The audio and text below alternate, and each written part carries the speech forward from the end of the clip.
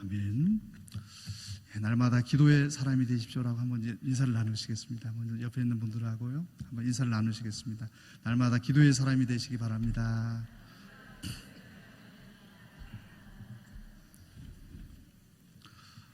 우리 에베소서 우리 6장 11절과 12절의 말씀, 우리 먼저 자막을 먼저 함께 읽도록 하겠습니다. 함께 읽겠습니다. 마귀의 계계를 능히 대적하기 위하여 하나님의 전신갑주를 입으라. 우리의 씨름은 혈과 육에 대한 것이 아니요 정사와 권세와 이 어두움의 세상 주관자들과 하늘에 있는 악한 영들에게 대함이라. 아멘. 우리 신앙인들의 삶 속에서 분명히 기억해야 될 것이 하나가 있습니다. 우리의 대적은 혈과 육에 대한 것이 아니다라는 것입니다. 눈에 보이는 사람들이 아니라는 것입니다. 오늘 에베소서 6장 12절 말씀의 의미를 다 이해하셨겠지만은 이 현대어에서는 조금 더 구체적으로 표현을 해주고 있습니다. 그래서 6장 12절 말씀을 현대어로 우리 다시 한번 읽어보겠습니다. 우리가 싸워야 할 적들은 살과 피를 가진 인간이 아니라 육체가 없는 자들입니다. 다시 말해서 그들은 눈에는 보이지 않는 세상의 악한 지배자들과 강력한 존재와 이 세상을 지배하는 어둠의 왕들과 영적 세계에 있는 무수한 악령들입니다. 아멘. 우리의 신앙은 영적인 세계를 볼 수 있어야 됩니다. 그러나 많은 그리스도인들이 영적인 세계를 보지 못하고 드러난 현상을 보다 보니까 우리의 삶의 문제들이 쉽게 해결함 받지 못하는 것입니다. 가정의 문제도 마찬가지고 교회의 문제도 마찬가지고 드러나는 현상으로만 판단하게 되면 해결할 수가 없습니다. 그 속에 있는 영적인 질서를 보고 영적인 세계를 바라보는 성도는 그 답을 얻을 수가 있는 것입니다. 성경에서는 계속적으로 영적인 세계를 말합니다. 우리 요한복음 13장 2절 말씀에 우리 한 말씀을 보시면 한번 읽어보겠습니다. 마귀가 벌써 시몬의 아들 가룟 유다의 마음에 예수를 팔려는 생각을 넣었더니, 우리 누가복음 22장 3절 말씀입니다. 12 중에 하나인 가룟이라 부르는 유다에게 사탄이 들어가니. 요한복음 6장 70절 말씀입니다. 예수께서 대답하시되 내가 너희 12를 택하지 아니하였느냐, 그러나 너희 중에 한 사람은 마귀니라 하시니라. 이어지는 말씀 한 구절만 더 읽겠습니다. 요한복음 13장 27절의 말씀입니다. 읽겠습니다. 조각을 받은 후 고 사탄이 그 속에 들어간지라. 이에 예수께서 유다에게 이르시되 내 하는 일을 속히 하라 하시니. 아멘. 가룟 유다가 사탄에 의해서 지배를 받는 모습을 네 구절을 통해서 함께 살펴보았습니다. 겉모습은 분명히 예수님의 제자인데 그 마음속에 마귀가 들어갔다라고 성경은 표현해 주고 있습니다. 심지어는 12제자 중에 한 사람은 마귀라고 표현을 했다는 것입니다.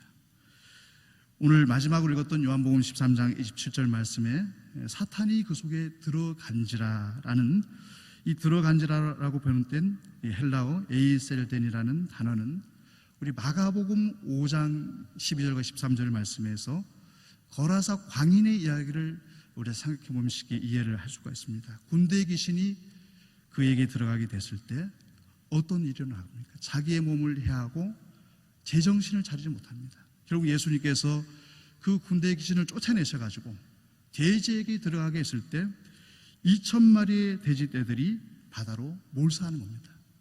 돼지들도 생명체입니다. 자신이 바다로 빠져들어갈 수 있다는 것을 알고 있음에도 불구하고 바다로 내리달렸다는 것입니다. 이 말 속에는 유다가 군대 귀신에 들린 사람처럼 이상한 짓은 하지 않았지만 철저하게 사탄에 의해서 움직이고 있었다는 것입니다. 가룟 유다의 마음을 사탄이 그의 감정과 판단과 결정 능력에 이르기까지 모든 것을 임의로 주관했다는 것입니다. 이것이 영적인 세계입니다. 우리가 살아가는 이 세상 속에서 악한 영들은 사람의 마음속에 침투하고 사람을 분별하지 못하게 하는 그런 역사를 행하게 되는 것입니다. 오늘 본문 이어지는 오늘 본문 말씀 사도행전 12장 1절 말씀에 보면 우리 1절 말씀을 한번 다시 읽어보겠습니다. 그때 헤롯 왕이 손을 들어 교회 중 몇 사람을 해하려 하여. 헤롯 왕이 교회를 박해하던 때는 유대인의 성도와 이방인의 성도가 서로를 용서하고 화해할 수 있는 분위기가 조성된 때입니다. 이제는 이방인 교회와 예루살렘 교회가 얼마든지 연합이 되어서 성장할 수 있는 그런 기틀이 마련되어 있는 상황 속에서 그때라는 표현으로 오늘 사도행전 12장 1절이 시작되고 있습니다. 그때 헤롯 왕이 손을 들어서 교회 중 몇 사람을 해하려 하였다. 사탄의 역사는 계속된다는 것입니다. 우리가 하나의 문제를 해결하고 나면 더 이상 사탄이 역사하지 않을 것 같지만 사탄은 오늘날에도 우리의 삶 속에 역사를 하고 있고 우리의 가정에도 역사를 하고 교회에도 역사를 하는 것입니다. 그것은 끊임없이 유대인들을 통해서 이스라엘 백성들을 핍박했던 사탄이 이제는 헤롯 왕을 통하여서 이스라엘 백성들을 탄압하는 모습을 보게 됩니다. 사탄이 헤롯 왕의 마음속에 들어가서 그의 정치적인 야욕을 이용해서 예루살렘 교회를 핍박했다는 것입니다. 오늘 본문의 말씀은 헤롯 왕이라고 하는 한 인물로서 판단할 것이 아니라 영적 전투가 일어나는 세계 속에서 사탄의 손에 잡혀져 있는 헤롯 왕의 모습을 볼 수 있어야 되는 것입니다. 오늘 본문에 등장하는 헤롯 왕은 헤롯 대왕과는 다른 분입니다. 헤롯 아그리파 1세를 말합니다. 헤롯 아그리파 1세는 헤롯 대왕의 아들이었던 아리스토블로스하고 베레니케라는 여인 사이에서 태어난 아들이었습니다. 그러니까 예수님 당시에 헤롯 왕은 헤롯 대왕을 말합니다. 오늘 본문에 등장하는 헤롯 왕은 헤롯 대왕의 손자였습니다. 이 헤롯 아그리파 1세의 삶은 파란만장했습니다. 어린 시절에 로마에서 교육을 받았습니다. 그러다가 그 당시에 황제였던 디베로 황제 앞에서 말실수를 해가지고 로마의 제수로 디베로 황제가 죽을 때까지 제수로 살았습니다. 그러다가 디베로 황제가 죽고 로마의 칼리굴라 황제가 등극하게 되었을 때 다시금 기회를 얻어서 이스라엘 땅의 분봉왕이 되어졌고 칼리굴라가 결국에는 살해된 이후에 그 다음 글라우디오 황제가 등극하게 됐을 때 너무나도 총애를 받아서 유대와 사마리아의 영토를 다 다스릴 수 있는 할아버지였던 헤롯 왕의 영토와 같은 크기의 영토를 다스릴 수 있는 팔레스타인의 통치자가 되어졌다는 것입니다.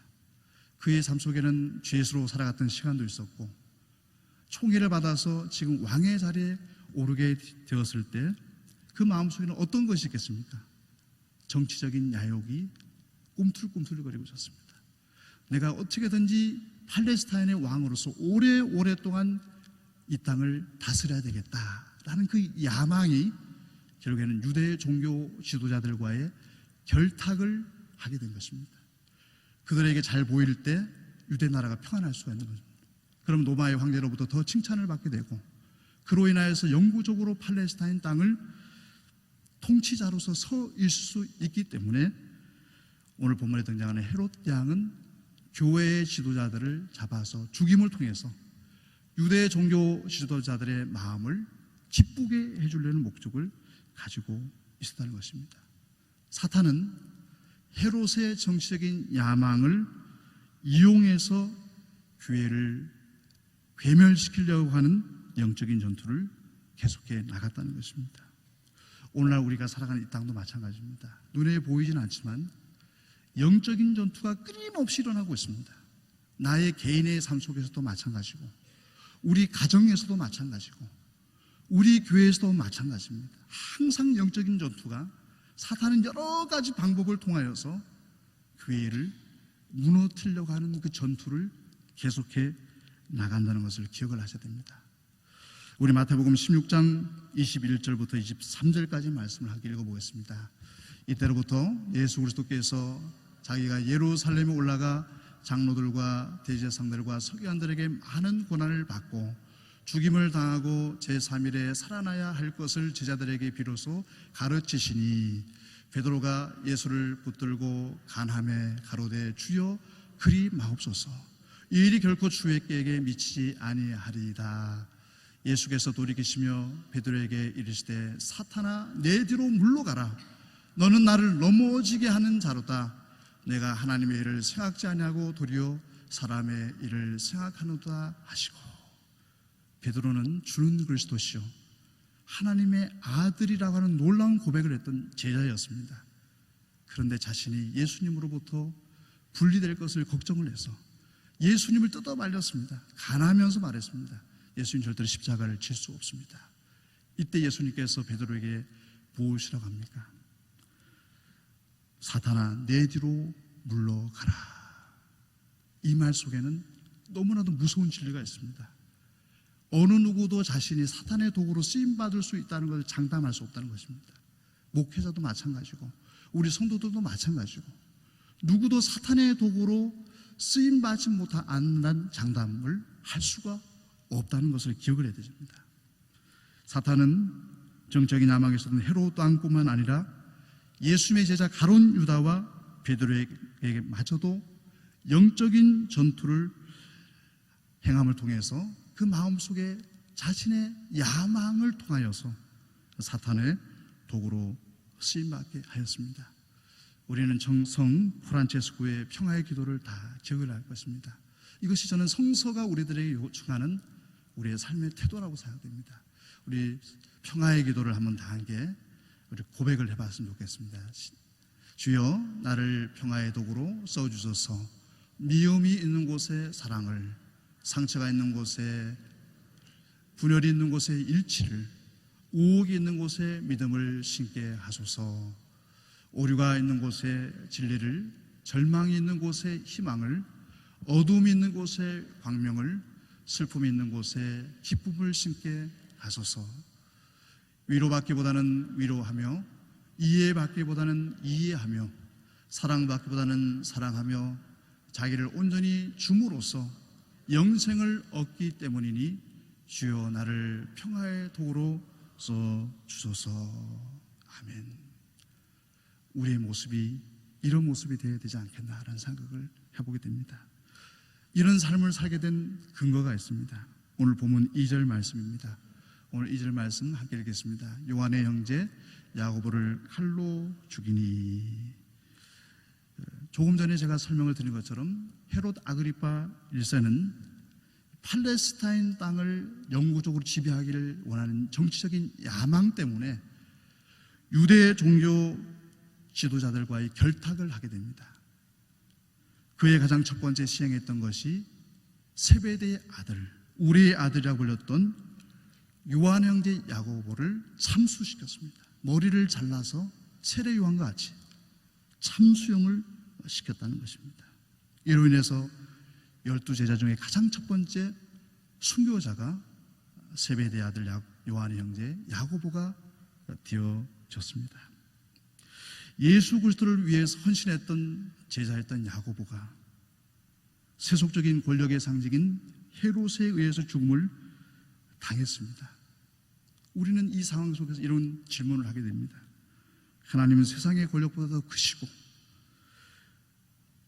야고보는 하나님의 일을 감당했던 제자였는데 어떻게 세속의 권력에 의해서 무참하게 목이 잘려서 죽음을 당할 수 있는가라는 질문을 던질 수 있습니다. 야고보의 죽음에 대한 답을 우리가 얻을 수 있는 길이 있는데 그것은 예수 그리스도의 삶입니다. 예수님께서 이 땅에 오셔서 자신을 죽음의 자리에 세우셨습니다. 자신의 권세로 세상을 정복하려 하지 않으시고 자신의 죽음을 통해서 세상의 죄를 대속하려고 하셨다는 것입니다. 세베대의 아들 야고보가 죽음을 통해서, 그가 피 흘림을 통해서 우리가 가장 먼저 우리 마음속에 떠오르는 분이 누구입니까? 예수 그리스도십니다. 스데반 집사님이 돌에 맞아 죽으면서 스데반 집사님의 모습을 통해서 누구를 바라보게 됩니까? 예수 그리스도의 죽으심을 바라보게 되는 것입니다. 우리는 세례 요한의 참수형을 당하는 그 모습을 통해서 우리를 위해서 흘리신 예수 그리스도의 피를 기억하게 되는 것입니다. 우리의 영적 전투를 할 수 있는 그 근거, 우리의 삶의 힘은 어디로부터 출발하냐면 세상의 권력 앞에서 자신의 생명을 내어주신 예수 그리스도의 사랑, 야고보의 피, 그리고 스데반의 피, 세례 요한의 피인 것입니다. 성경은 끊임없이 우리들에게 그 이야기를 반복하고 있습니다. 우리 로마서 5장 10절 말씀을 우리 함께 읽겠습니다. 곧 우리가 원수 되었을 때 그 아들의 죽으심으로 말미암아 하나님으로 더불어 화목되었은즉 화목된 자로서는 더욱 그의 살아심을 인하여 구원을 얻을 것이니라. 우리 고린도후서 4장 10절과 11절 말씀도 이어서 읽겠습니다. 우리가 항상 예수의 죽인 것을 몸에 짊어짐은 예수의 생명도 우리 몸에 나타나게 하려 함이라. 우리 산자가 항상 예수를 위하여 죽음에 넘기움은 예수의 생명이 또한 우리 죽을 육체에 나타나게 하려 함이니라. 우리 한 절 더 있는데요, 우리 고린도전서 15장 53절 말씀입니다. 이 썩을 것이 불갑을 썩지 아니할 것을 잊겠고 이 죽을 것이 죽지 아니함을 입으리로다. 아멘. 이것이 우리가 영적 싸움을 할 수 있는 근거가 되는 것입니다. 우리는 아무런 힘도 없고 우리에게는 아무런 용기도 없지만 예수 그리스도의 피를 우리가 의지하면 영적 전투에 나갈 수 있는 자격을 얻을 수 있게 되는 것입니다. 오늘 본문에 하나님의 백성들이 사탄과 영적 전투를 할 때 꼭 기억해야 될 것이 있는데 사탄이 이용하는 무기들이 어떤 무기일까라는 것입니다. 그것이 오늘 헤롯 왕을 통해서 적나라하게 드러나고 있습니다. 우리 3절 말씀입니다. 함께 읽겠습니다.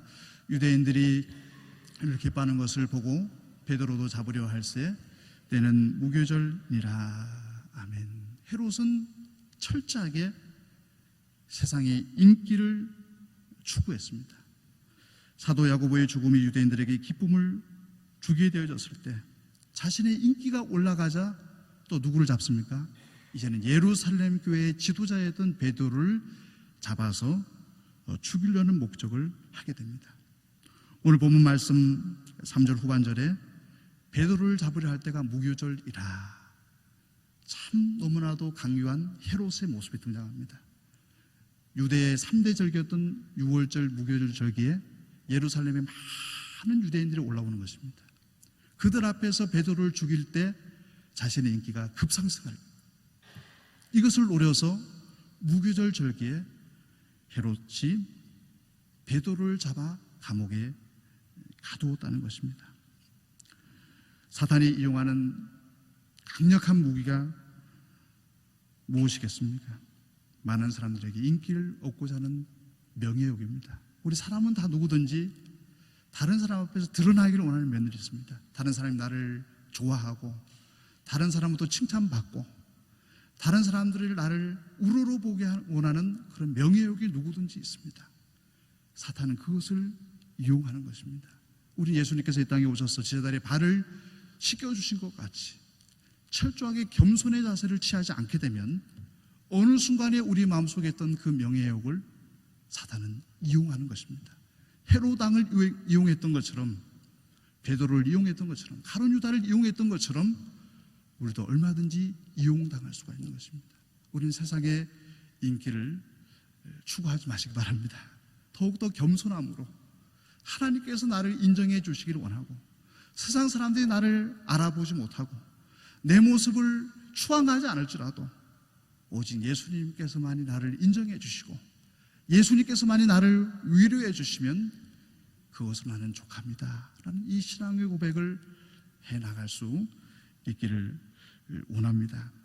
그래서 오늘 본문 말씀에 결국 헤롯은 가장 무교절 절기에 이스라엘 백성들이 가장 많이 모이는 시기에 베드로를 잡아서 옥에 가두게 됐습니다. 더불어서 헤롯이 이용했던, 오늘 본문에 사탄이 이용했던 강력한 사탄의 무기가 무엇이냐면 잘못된 믿음입니다. 오늘 본문 말씀에 보시면 헤롯이 야고보 사도를 죽이고 베드로 사도를 죽일 계획을 세울 때 유대인들이 기뻐했다라고 되는데 이 기뻐했다라고 하는 이 용어가 헬라어로는 아레스톤이라는 단어입니다. 이 단어는 오늘 본문 외에는 다른 성경 본문에서는 모두 다가 하나님이 기쁨의 대상이 된다는 것입니다. 하나님께서 기쁨을 받으셔야 될 대상이 된다는 요절에만 사용됐습니다. 결국에는 오늘 본문 말씀이 무엇을 우리에게 일깨워주냐면, 유대인들은 사도를 죽이는 것이 하나님이 기뻐하실 것이라는 잘못된 신앙관을 가지고 있었다는 것입니다. 우리의 마음속에도 연약한 신앙의 모습들이 있습니다. 왜곡된 신앙관, 내가 복음 있습니다. 다 나만 맞는 복음, 내가 생각하는 복음 있습니다. 마태, 마가, 누가 요한복음을 믿으셔야지 내가 복음을 절대 믿어서는 안 됩니다. 내가 만든 복음, 내가 원하는 신앙의 자세를 가지고 이것이 진실이다라고 왜곡하면 그것을 누가 이용하냐면 사탄이 이용하는 것입니다. 우리는 끊임없이 나의 신앙을 점검해 봐야 됩니다. 하나님, 내가 지금 살아가고 있는 이 신앙의 모습이 진정 하나님께서 원하시는 신앙의 모습입니까? 내가 설령 잘못된 신앙의 모습을 가지고 교회를 섬기고 있지 않습니까? 우리 가정을 섬기고 있지 않습니까? 나의 일생을 살아가고 있지 않습니까? 물어봐야 됩니다. 내 자신의 신앙을 점검하지 않고 잘못된 신앙의 태도를 가지고 있으면 그것을 누가 이용하느냐? 사탄이 이용하는 것입니다. 그것을 통해서 교회를 파괴시키고 개인의 가정을 파괴시키고 그 사람의 일생을 파괴시켜버리는 것입니다. 오늘 유대인들이 그런 선민의식과 잘못된 신앙의식으로 인해서 사탄에게 이용당하는 삶을 살아갔다는 것을 오늘 본문은 기억을 하셔야 됩니다. 더불어서 오늘 본문의 헤롯 왕을 통해서 사탄이 이용하는 강력한 영적 무기는 권력이었습니다. 오늘 본문 4절 말씀에 한번 같이 읽겠습니다. 4절 말씀입니다. 4절 말씀 시작. 성과 창세기 11장 4절 먼저 읽겠습니다. 성과 대를 쌓아 대 꼭대기를 하늘에 닿게 하여 우리 이름을 내고 온 주변에 흩어짐을 면하자. 아멘. 이것은 첫 번째 대목을 아까 읽지를 못했는데 우리의 명예욕이 있다는 것을 바벨탑 사건을 통해서 우리에게 일깨워준다는 것입니다. 우리 이어서 4절, 오늘 본문 4절 말씀 읽겠습니다. 자범에 옥에 가두어 군사 내식인 네페에게 맡겨 지키고 6월절 후에 백성 앞에 끌어내고자 하더라. 아멘. 우리 사도행전 5장에서 베드로가 그리고 많은 제자들이 대제사장과 사두개인들에게 시기를 받아서 감옥에 갇히게 됐을 때 그들을 하나님께서 건져 주신 적이 있습니다. 감옥에서 빼주신 적이 있습니다. 이를 알고 있었던 헤롯 왕은 자신의 권력을 가지고 더욱더 철저하게 베드로를 6월절 무교절 기간 동안에 감금해 놓습니다. 두 팔의 양쪽에 2명의 군사들이 차고를 채워가지고 양쪽을 못 쓰게 만들고 또 바깥문에는 2명의 군사가 그 감옥을 지키고, 우리 성경의 말씀을 토대로 할 때는 오늘 베드로가 잡혀 있었던 감옥은 지하 감옥이었던 것으로 추정이 됩니다. 어두컴컴한 곳에 도저히 인간의 손이 닿지 않는 권력으로 내가 베드로를 꽁꽁 묶어서 그의 생명을 취하고자 했다는 것입니다. 오늘 본문 4절 말씀에 옥에 가두어 군사 내식인 네페에게 맡겨 지키고 6월절 후에 백성 앞에 끌어내고자 하더라. 4명의 군사가 밤 12시간을 3시간씩 교대로 돌아가면서 그들의 체력이 떨어지지 않도록 자신의 막강한 권력을 가지고 베드로를 누르려고 했다는 것입니다. 사탄은 이처럼 영적인 전투를 벌일 때 세상의 인기와 세상의 권력을 추구했던 헤롯을 이용했고 잘못된 신앙의 태도를 가졌던 유대인들을 이용해서 하나님의 백성들을 무너뜨리고자 했다는 것입니다. 오늘날에도 이러한 사탄의 전략은 멈추지 않고 있습니다. 끊임없이 계속되고 있다는 것을 기억을 하셔야 되는 것입니다. 오늘 본문 말씀 우리에게 이어지는 말씀이 있습니다. 이러한 영적 전투에서 우리에게 주신 하나님의 무기가 있는데 그것은 예수 그리스도의 보혈의 피를 토대로 해서 우리에게 주신 강한 무기가 있습니다. 사탄의 어떠한 무기도 대적할 수 있는 강력한 무기가 있는데 그것은 기도입니다. 기도는 영적인 세계에서 사탄이 아무리 강력한 무기를 가지고 우리에게 도전할지라도 이길 수 있는 무기가 기도인 것입니다. 오늘 본문 5절 말씀입니다. 5절 말씀 함께 읽겠습니다. 이에 베드로는 옥에 갇혔고 교회는 그를 위하여 간절히 하나님께 빌더라. 아멘. 원문에 보면 이 빌더라는 단어는 미완료형입니다. 미완료라는 것은 멈추지 않는다는 것입니다. 니산월 14일부터 21일까지 무교절기가 계속되고 있었습니다. 베드로는 옥에 계속 갇혀 있었고 교회는 그를 위해서 간절하게 비는 기도의 모습이 멈춰주지를 않았다는 것입니다. 베드로를 처형하려는 사탄의 하수인 헤롯의 계략은 베드로 한 사람을 멸하려고 하는 것이 아니고 교회를 말살시키려고 하는 사탄의 보이지 않는 영적인 전투였습니다. 그 속에서 예루살렘 교회 성도들은 간절하게 하나님 앞에 기도하였다라고 기록되어 있는 것입니다. 우리 기도는 모든 상황을 초월해서 기도하는 것입니다. 오늘 본문 말씀에서 우리에게 참 신비로운 것은 21일 무교절이 끝날 때까지, 그날 밤이 될 때까지 하나님의 구원의 손길이 나타나지 않았습니다. 마지막 순간에 하나님의 천사가 베드로를 옥에서 건져내었다는 것입니다. 얼마든지 낙심할 수 있는 상황이었음에도 불구하고 예루살렘 교회는 낙심하지 않았습니다.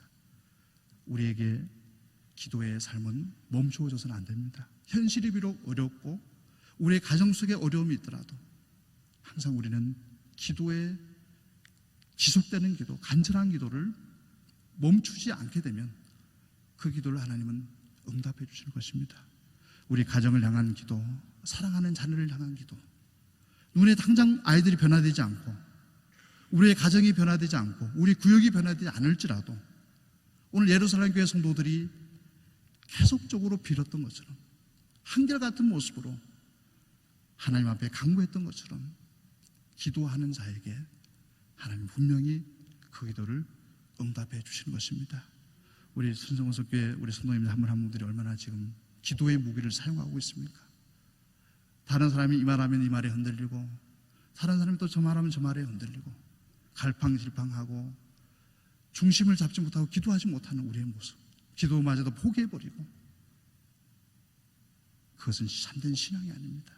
우리는 어떤 소리가 들려올지라도 오늘 예루살렘 교회 성도들이 하나님 앞에 간절하게 기도했던 것처럼 한결같이 상황에 흔들림 없이 기도할 때 그 기도를 하나님께서는 응답해 주신다라고 얘기해 주고 있습니다.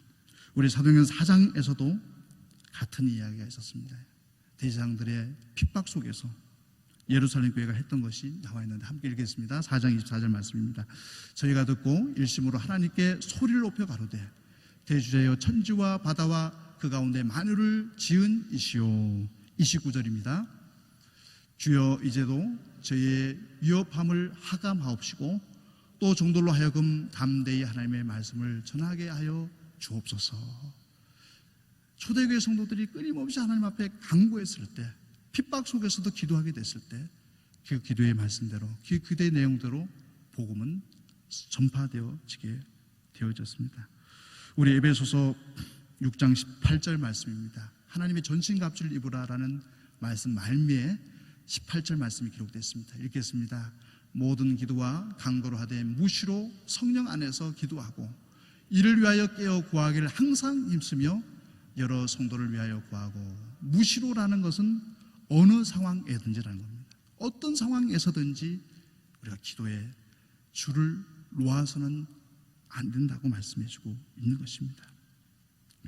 우리는 절대적으로 외적 상황에 흔들리지 마시고 현실의 절망과 아픔이 있을지라도 기도의 줄을 놓지 마시고 끊임없이 기도할 때 하나님의 응답을 경험할 수가 있는 것입니다. 더불어서 오늘 본문의 기도는 간절한 기도였음을 일깨워주고 있습니다. 베드로를 위해서 간절히 기도했다라고 오늘 본문에 기록이 되었습니다.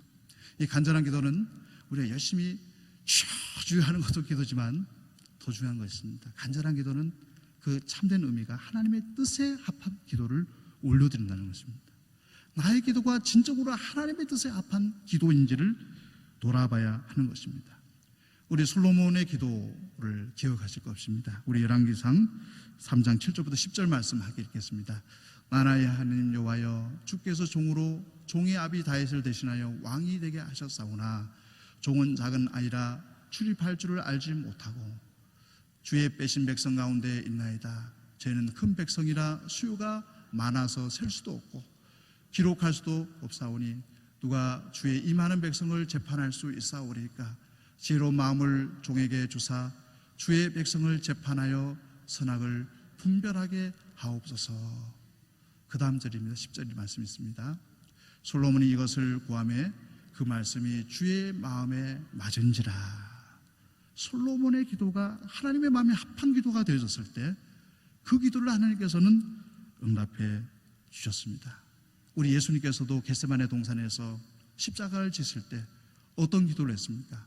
우리 누가복음 22장 말씀 우리 한번 읽어보겠습니다. 42절 말씀입니다. 가라사대 아버지여, 만일 아버지의 뜻이 얻은 이 잔을 내게서 옮기시옵소서. 그러나 내 원대로 마옵시고 아버지의 원대로 되기를 원하나이다. 아멘. 우리가 하나님의 뜻에 합한 기도를 드리는 이유는 우리 미래를 알 수 없습니다. 아무도 내일 일을 모릅니다. 한치 앞을 예측을 못합니다. 어떤 일이 일어날지 우리는 모릅니다. 오직 하나님의 뜻이 나의 삶 속에 이루어지도록 하나님의 뜻을 구하는 기도가 간절한 기도입니다. 아직도 영적 전투는 계속되고 있습니다. 영적 전투에서 우리가 승리할 수 있는 길은 다른 길이 없습니다. 기도 외에는 없습니다. 우리 다시 한번 우리에게 주신 강력한 무기를 가지고 하나님 앞에 간절하게 어떤 상황 속에서 흔들림 없이 지속적으로 한결같이 기도하면 하나님은 그 기도를 분명히 응답해 주시고 사단의 전략은 무너질 수밖에 없을 것입니다. 그래서 우리 모든 성도님들이 하나님 앞에 섰을 때 잘했다, 착한 종이라고 칭찬받으시는 우리 모든 교우들이 되시길 간절히 축원합니다. 아멘. 우리 이 시간에 우리 합심해서 기도하는 시간을 갖도록 하겠습니다. 가장 첫 번째로는 기도의 백성이 되게 하옵소서라고 기도하겠습니다. 하나님의 뜻을 구하는 기도의 백성이 되게 하여 주옵시고 상황에 흔들림 없이 한결같이 기도하는 백성이 되게 하여 주옵소서라고 이 시간에 합심해서 우리 하나님 앞에 기도드리겠습니다. 아버지 하나님 감사합니다. 하나님께서 우리에게 주신 너무나도 강력한 무기 기도가 있음에도 불구하고 우리는 세상의 권력을 의지하려고 했고 세상의 도구를 의지하여서 우리의 삶의 문제를 해결하려고 했습니다. 나의 지식과 경험을 통하여서 모든 것을 해결하려고 했습니다. 우리가 어려울수록 더 하나님 앞에 무릎을 꿇어야 되고 영적인 질서를 세우기 위해서는 더 기도해야 됨에도 불구하고 저희들의 삶 속에 기도는 사라져버리고 나의 지식으로 나의 경험으로 내 삶을 이끌고자 했습니다. 아버지 하나님, 오늘 이 시간부터 하나님의 뜻을 구하는 기도를 할 수 있게 하여 주옵소서. 온전하게 하나님의 뜻이 이루어지게 하여 주옵소서라는 예수님의 기도를 우리가 기억하면서 다시 한번 나의 기도가 하나님이 원하시는 기도인지를 되돌아보게 하여 주옵소서. 나의 욕망을 강구하는 기도가 되지 않게 하여 주옵시고 나의 탐욕을 강구하는 기도가 되지 않게 하여 주옵시고 오직 하나님의 뜻에 합한 솔로몬의 기도가 되게 하여 주옵시고 예수님의 기도가 되게 하여 주옵소서. 아버지 하나님, 현실이 쉽게 바뀌지 않을지라도 우리가 흔들림 없이 한결같이 예루살렘 교회 성도들이 베드로를 위해 기도했던 것처럼 기도하게 하여 주옵소서. 아버지 하나님의 놀라우신 기도의 응답을 바라보면서 비록 쉽게 바뀌지 않는 현실 속에서도 굴하지 않고 기도의 삶을 살아갈 수 있는 주의 백성들 되게 하여 주옵소서. 우리 두 번째로 기도하겠습니다. 2019년도 교회학교 여름사역을 위해서 기도하겠습니다. 복음을 전하기 부족함이 없는 교육자들과 목사님과 전도사님, 선생님들이 될 수 있도록 기도해 주시고 복음 앞에서 회개와 새로운 결단을 하시는 학생들이 될 수 있도록 우리 미랄부부터 시작되는 여름 성경학교를 위해서, 여름 행사를 위해서 우리 함께 합심해서 기도드리겠습니다. 아버지 하나님 감사합니다. 여름 성경학교가 이제 이번 주부터 시작을 하게 됩니다. 아버지 하나님께서 부소무소마다 기억을 하여 주셔서 이 일을 위해서 애쓰시는 우리 귀한 목사님, 전도사님, 우리 선생님들이 계십니다. 시간을 쪼개서 사랑하는 심령들을, 하나님의 자녀들을 양육하기 위해서 헌신하고 복음을 선포할 때 그 복음과 희생이 헛되지 않게 하여 주셔서 우리 어린 심령들이 놀라운 하나님의 사람들로 세워져 가시는 은혜의 시간 될 수 있도록 인도하여 주시옵소서. 아버지 하나님, 우리 참석한 우리 어린 심령들 마음속에도 세상의 모든 악한 마음들이 다 사라져 버리게 하여 주옵시고, 그 마음 중심에 성령 하나님께서 자정하고 계셔서 어릴 때부터 하나님이 주신 비전을 가지고 믿음의 길을 걸어가시는 주의 자녀들이 될 수 있는 은총을 허락하여 주시기를 간절히 소망하고 원합니다. 그래서 이번 여름 행사를 통하여서 우리 시온성교회 많은 다음 세대들이 하나님의 일꾼으로 거듭날 수 있는 은총의 시간 되게 하여 주시옵소서. 하나님께서 모든 환경과 시간도 주장하여 주셔서 날씨도 알맞게 하여 주십시고, 아버지 하나님, 음식도 하나님 앞 적당하게 아이들의 영과 육을 새롭게 하여 주셔서 모든 환경들이 하나님의 복음을 나누고 전하는 데 부족함이 없도록 하나님께서 모든 환경도 주님 주관하여 주시옵소서. 주의 은혜를 베풀어 주시옵소서. 우리 세 번째로는 올 한 해 예배 말씀 기도의 부흥을 허락하여 하옵소서라고 기도하겠습니다. 교회에 소속된 모든 기관과 부서들, 우리 성도님들이 예배 말씀 기도의 부흥을 경험케 하여 주옵소서. 각 가정과 자녀들이 예배 말씀 기도의 부흥을 허락하여 주옵소서. 우리 함께 기도하겠습니다. 아버지 하나님, 올 한 해 우리 시온성교회가 예배 말씀 기도의 부흥이라는 표어를 가지고 달려가고 있습니다. 이제 후반기를 맞이하였습니다. 나의 삶 속에 얼마나 예배가 살아났습니까? 아버지 하나님의 말씀이 사모함이 내 마음속에 있습니까? 아버지 하나님, 얼마나 하나님 앞에 간절히 기도하고 있습니까? 아버지 하나님, 우리에게 주신 후반기 가운데, 남겨진 시간들 가운데 더욱더 예배 말씀 기도에 우리가 애쓰고 헌신할 수 있도록 인도하여 주시옵소서. 우리 교회에 속된 모든 기관과 부서, 그리고 모든 성도님들, 어린 깐난 아기들까지도 예배 말씀과 기도의 자리에 서게 하여 주옵시고, 하나님께서 보여주시는 은혜를 경험케 하여 주옵소서. 우리 각 가정을 위해서 기도합니다. 아버지, 가정도 말씀과 기도, 예배가 없이는 온전하게 회복되어질 수 없습니다. 아버지 하나님, 우리의 가정을 향하여서 다시 한번 여호와의 뜻을 묻게 하여 주옵시고, 말씀을 선포하게 하여 주옵시고, 가정을 위해서 간절히 기도하시는 주의 성도님들을 다 될 수 있도록 은총을 내려 주시옵소서. 우리 마지막으로 복음 사역을 감당하는 시온성교회가 될 수 있도록 기도하겠습니다. 새가족부와 바나바 사역을 위해서 기도해 주시고, 우리 한미 군성교를 위해서 우리 합심해서 기도하겠습니다.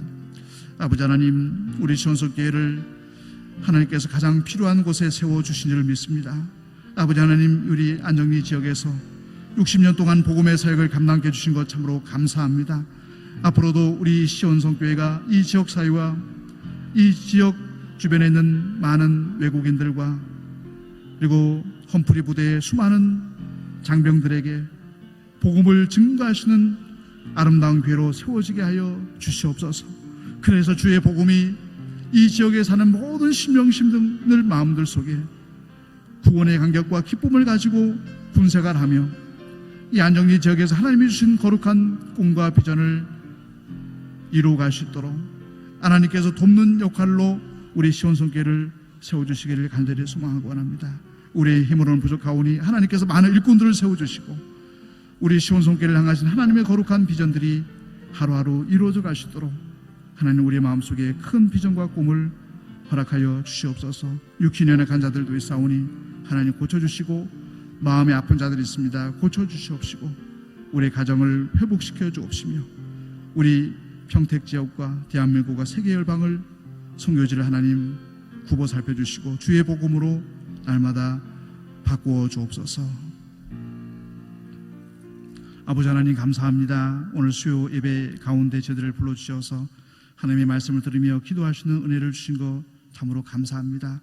올 한해 우리 모든 교우들 한 분 한 분들이 올해의 표처럼 예배의 자리 말씀을 읽고 묵상하며 쓰며 암송하며 말씀을 마음판에 새기는 자리에 늘 서게 해주시고, 늘 기도함에 있어서 간절하게 하나님의 뜻에 합한 기도를 올려드리며 한결같이 어떤 상황 속에서도 낙심하지 않고 하나님 앞에 기도하시는 기도의 용사로 다 세움받게 하여 주시옵소서.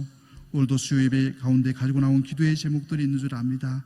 하나님께서 일일이 그 기도의 제목들을 연락하여 주옵시고, 하나님의 놀라우신 성령의 역사를 통하여서 아름다운 기도의 열매를 바라보게 하여 주옵소서.